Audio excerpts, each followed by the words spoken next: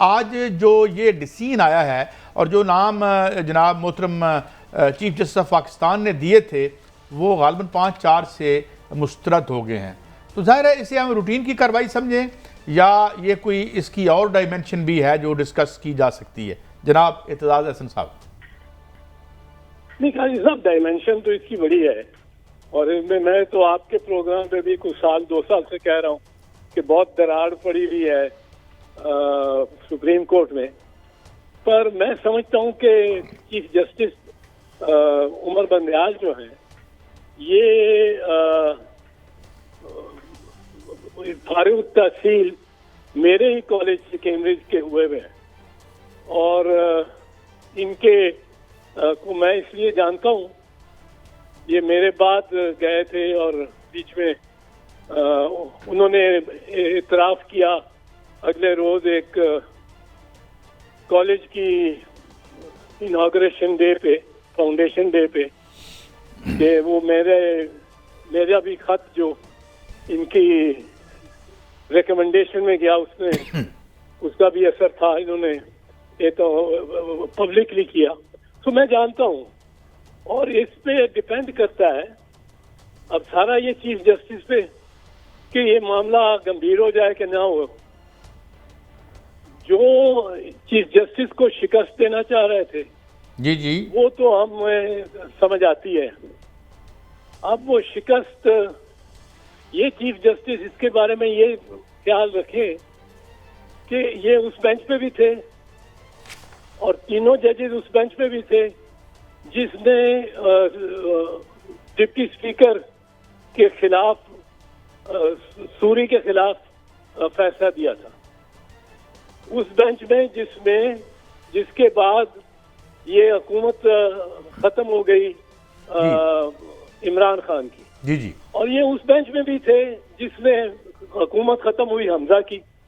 उस वक्त इनकी बहुत तारीफें हो रही थी कि ये पहुंच गए, शाम रात को पहुंच गए और वो सारा एक लिहाज से शरीफ बरादरान के हक में, वो नून लीग के हक में। अब ये सारा नून लीग के खिलाफ है। ये इंडिपेंडेंट माइंडेड आदमी है और इसको हौसले से लेगा उमर अताब बंदयाल। ये कोई एक्साइटमेंट नहीं क्रिएट करेगा, that I can assure you. He is a stable strong man. ठीक है, जमहूरी तौर पे लिखा हुआ है आइन में, अगर 5 वोट उस पे और वोट उसमें बार काउंसिल के नुमाइंदे का भी है, एक रिटायर्ड जज का भी है, उसमें अगर वोट खिलाफ हो गया है तो ये मामूल की बात है। जमहूरियत में तो यही होता है। And I can assure you कि he will not be excitable और इनको कोई अंगेज नहीं कर सकेगा इसको, उमर बंदयाल को इस मामले में। मेरा नहीं ख्याल। He is a mature person, he is the chief justice of Pakistan, he knows the law. Law कहता है कि 5 वोट जिस तरफ हो वो फैसला दुरुस्त माना जाएगा।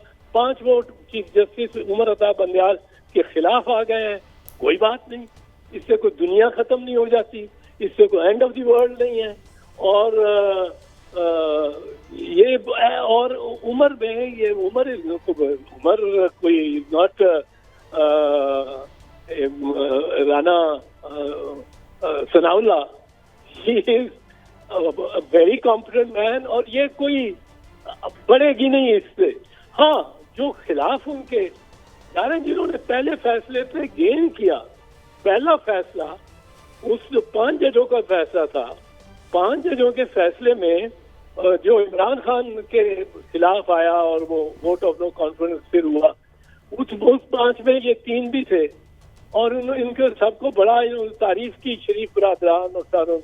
जी जी। लेकिन दूसरा फैसला आपको गुलाम तो नहीं है नहीं इनका ना जी, कि यही फैसले लेने के हक में देने। दूसरा फैसला उन्होंने जो मुनासिब समझा उनसे बड़ा दबाव पड़ा, बहुत दबाव डाला गया। और मैं आपको ये इत्तला आप समझे दे सकता हूँ अपने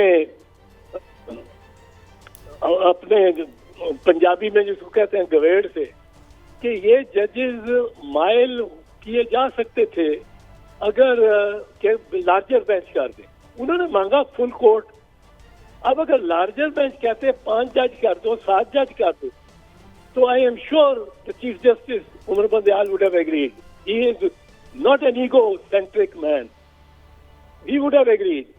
But ये इन्होंने जो प्रेस कॉन्फ्रेंस कर दी, अभी अदालत की कार्रवाई शुरू नहीं हुई और मरियम बीबी ने और मौलाना ने हथियार निकाल के और शमशीर बकफ और वो हम मानेंगे ही नहीं, और ये पहले जो मंडे को मॉर्निंग प्रेस कॉन्फ्रेंस कर दी कि अदालत से पहले करके अदालत जज सुनते जाएं कमरे में अपने अदालत में और कांपते जाएं, वो इस तरह की बात भी नहीं है विद उमर बंदयाल.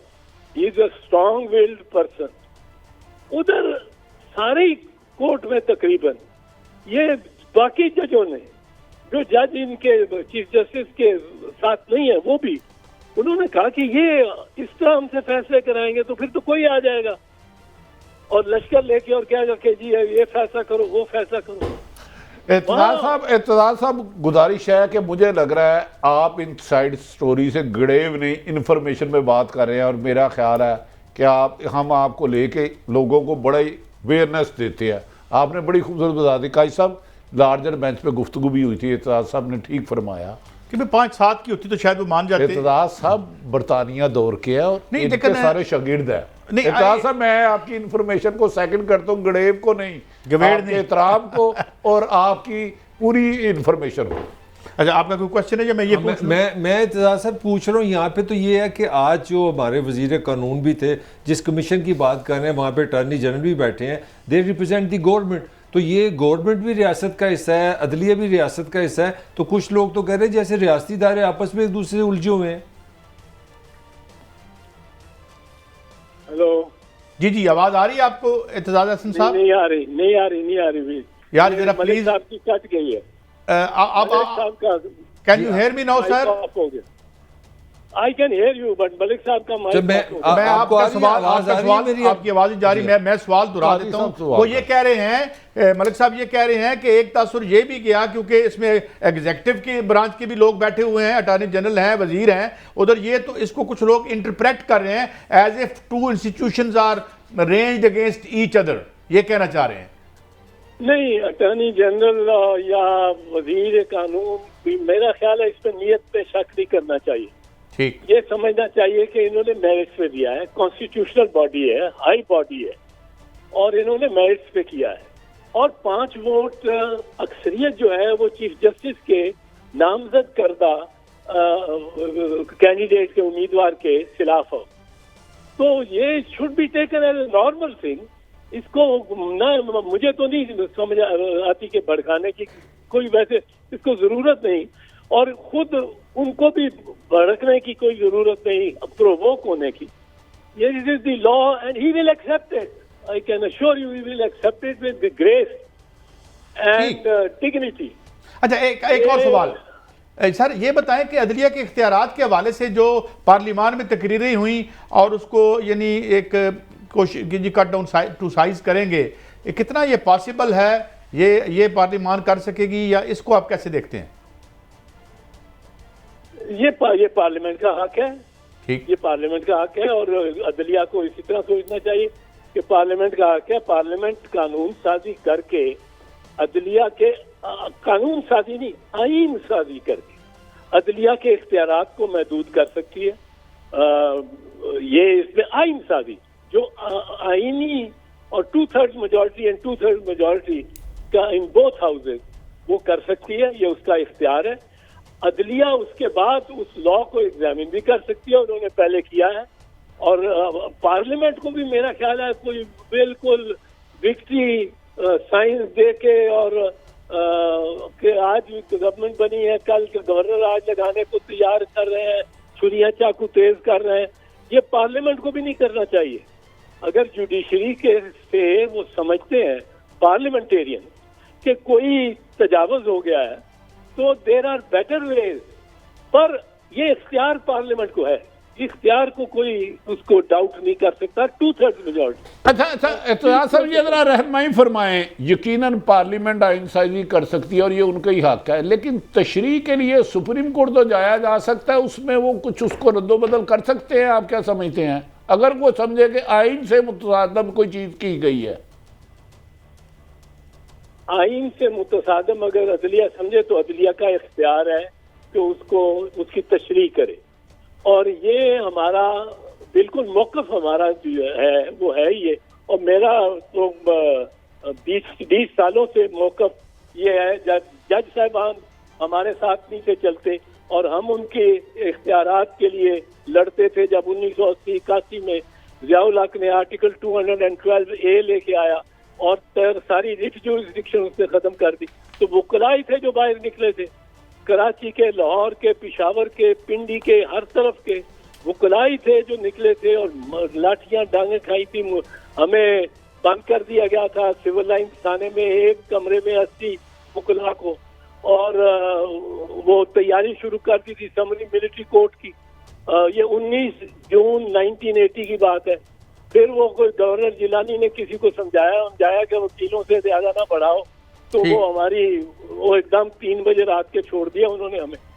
पर ये चीज इन जजों के लिए हम करते रहे। ये इस दफा भी 2007 में जो हमने मूवमेंट चलाई, हमने किसी जज से तो तवक्को नहीं की कि वो बाहर आके तकरीरें करे। चीफ जस्टिस से जो जाते थे खामोश रहते थे, कोई प्रेस कॉन्फ्रेंस नहीं, कोई प्रेस, कुछ नहीं, बस वो साथ होते थे, मेरे साथ गाड़ी में बैठे होते थे। अच्छा चोई साहब, अब पाकिस्तान में तो पहले ही लाखों जो केसेस हैं वो ज़ेर इल्तवा हैं, 4 जजेस आपके मजीद काम है सुप्रीम कोर्ट में, व्हाट नेक्स्ट? ये मसला किस तरह हल हो सकता है? अब नहीं, ये हो जाएगा ये मसला अगर तो वो करेंगे अखबारात में लेटर छपवा के, तो फिर तो जरा मुश्किल हो जाएगा।